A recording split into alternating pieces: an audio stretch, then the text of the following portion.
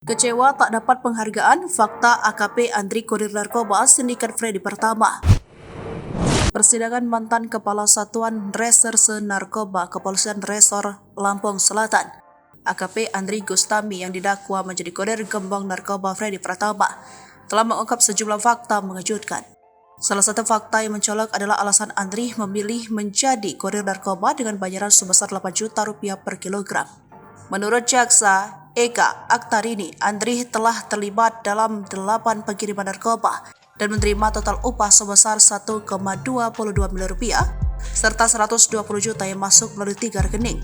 Selain alasan finansial, Andri juga mengungkap bahwa salah satu alasan dia menjadi kurir adalah karena merasa tidak pernah mendapatkan penghargaan selama bertugas.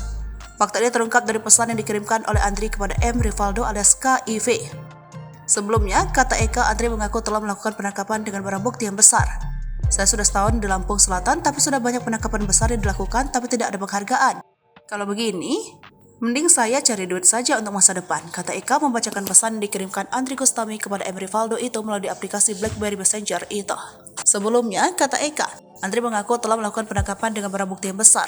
Seperti diberitakan sebelumnya, sidang dipimpin Hakim Lingga Setiawan di Pengadilan Negeri Tanjung Karang, Senin 23 Oktober 2023. Dalam sidang itu, jaksa ungkap dialog Andri kepada M. Rivaldo usai mengungkap 2 kali pengiriman sabu-sabu di Lampung Selatan.